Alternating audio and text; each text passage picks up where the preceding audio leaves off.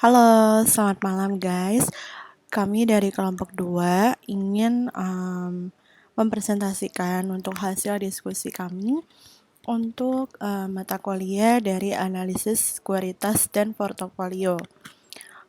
Untuk materi yang kita bahas kali ini adalah bond and stock valuation. Nama saya Putri Ayu Masuda dengan rekan saya dengan Mila Kartikasari. Buat yang pertama itu ada evaluasi. Untuk evaluasi itu adalah perhitungan nilai perusahaan dengan mempertimbangkan kualitas manajemen, struktur modal, dan total aset, dan juga pendapatan yang diharapkan. Penilaian ini penting untuk semua bisnis, baik besar maupun kecil, yang masih membutuhkan pembiayaan buat tumbuh. Bond evaluation adalah sebuah penilaian obligasi yang berupa teknik untuk menentukan nilai wajar teoritas dari obligasi tertentu. Penilaian obligasi termasuk menghitung nilai sekarang dari pembayaran bunga di masa depan dan juga dikenal sebagai arus kasnya. Dan nilai obligasi pada saat jatuh tempo juga dikenal sebagai nilai nominal atau nilai par. Lalu buat selanjutnya, dan untuk selanjutnya itu ada faktor utama dari bond. Untuk faktor utamanya itu ada par value nilai nominal atau price yang akan dibayar pada saat jatuh tempo, misalnya itu adalah $1.000.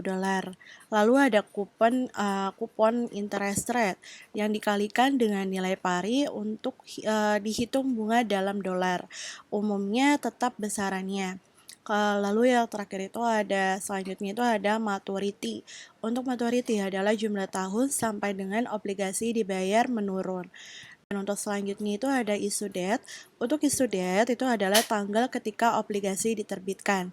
Lalu ada default risk. Untuk default risk itu adalah resiko jika penerbit tidak dapat bayarkan bunga dan pokok dari obligasinya. Lalu ada Profession to call, yaitu adalah perjanjian untuk menebus hutang. Buat yang selanjutnya itu ada siapa yang akan mengeluarkan buat obligasi. Jadi, obligasi diterbitkan oleh pihak berutang kepada pihak yang berpiutang.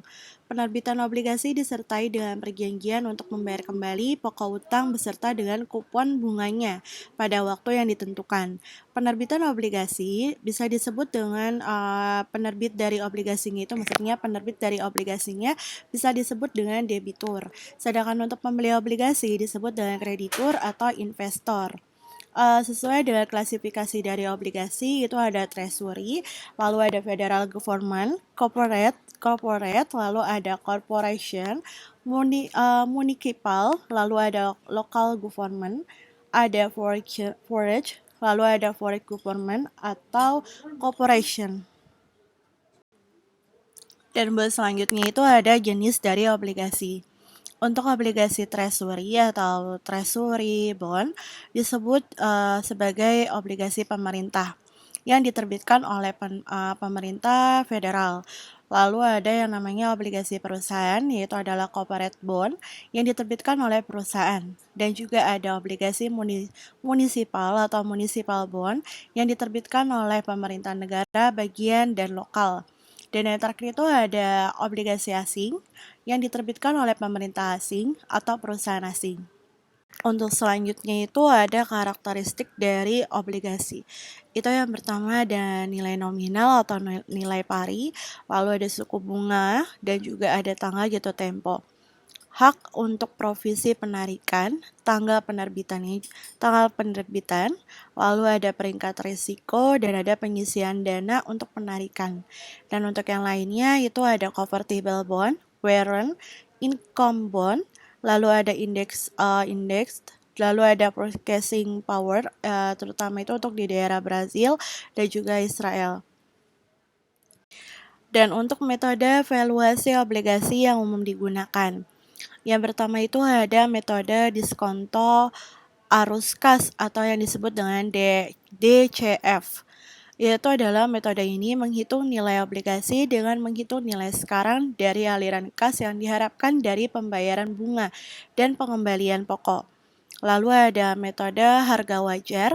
Metode ini melibatkan perhitungan nilai obligasi berdasarkan harga pasar saat ini dan faktor-faktor lain seperti suku bunga pasar dan juga resiko kredit. Dalam model ini digunakan sebagai acuan untuk menentukan nilai harga wajar obligasi yang saat ini sedang dinilai. Lalu selanjutnya itu ada yang namanya peringkat kredit, yaitu obligasi dengan peringkat kredit yang lebih tinggi biasanya dihargai lebih tinggi karena dianggap lebih aman. Buat yang terakhir itu ada yang namanya analisis yield.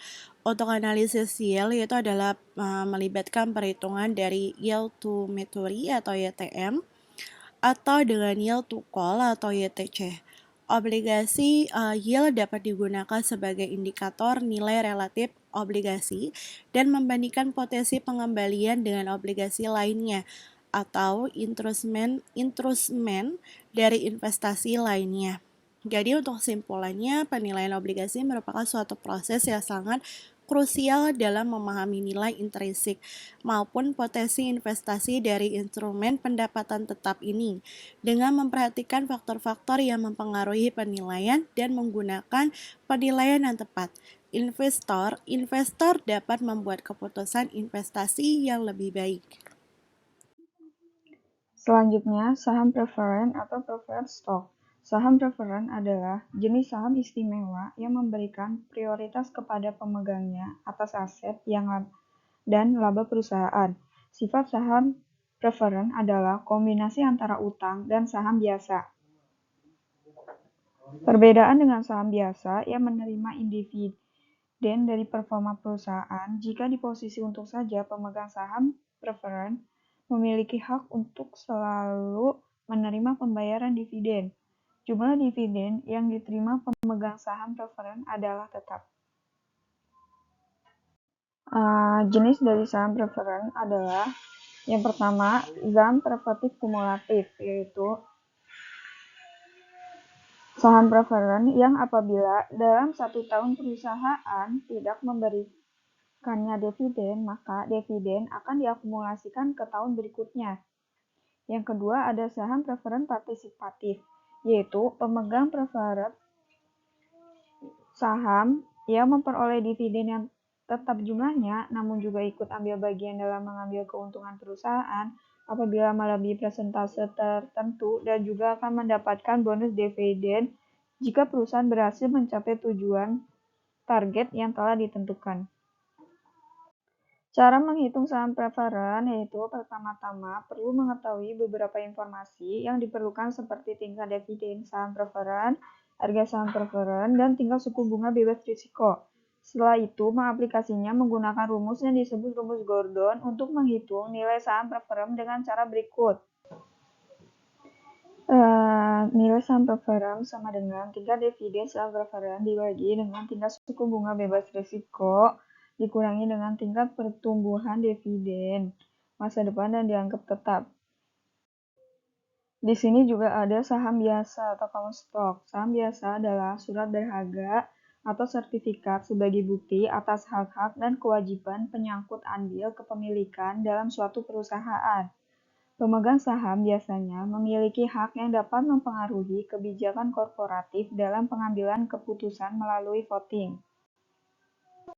Di sini terdapat jenis saham biasa. Yang pertama, income stock. Saham yang memberikan keuntungan dividen besar namun tidak teratur distribusinya dapat membuat pemegang sahamnya menghasilkan keuntungan tanpa perlu menjual saham. Yang kedua, blue chip stock. Saham dari perusahaan yang memiliki reputasi baik dalam historinya yang memiliki kapitalisasi besar hingga 10 triliun. Yang ketiga, growth stock. Saham yang diterbitkan oleh perusahaan yang mengalami pertumbuhan yang lebih cepat daripada industrinya. Pertumbuhan saham dengan apresiasi harga saham potensial. Apresiasi harga saham adalah nilai aset yang meningkat karena faktor pasar yang tumbuh cepat.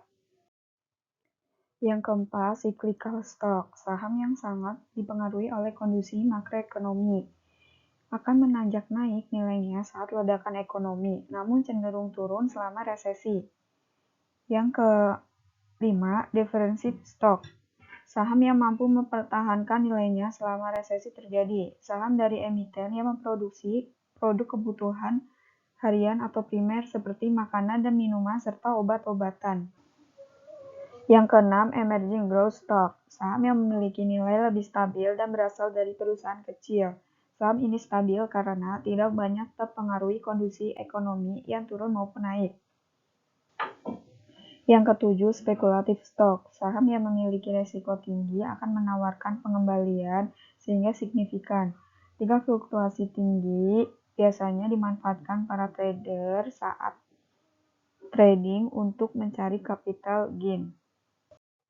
Di sini terdapat cara menghitung saham biasa, yaitu dalam perhitungan neraca, saham biasa biasanya dicatat pada bagian ekuitas dari pemegang saham. Cara menghitung dividen saham biasanya adalah dengan mengurangi jumlah ekuitas dari pemegang common stock dengan ekuitas investor saham yang lainnya. Hasil perhitungan tersebut selanjutnya dibagi dengan rata-rata jumlah seluruh common stock yang beredar. Melalui cara demikian, nilai buku dari saham biasa dapat diketahui, walaupun biasanya kurang sesuai dengan nilai pasar dari common stock. Nilai pasar umumnya didorong oleh pihak investor pada pasar saham, sedangkan nilai buku ditentukan berdasarkan aset perusahaan secara akuntansi. Terima kasih, semoga materinya dapat diterima dengan baik dari kelompok 1.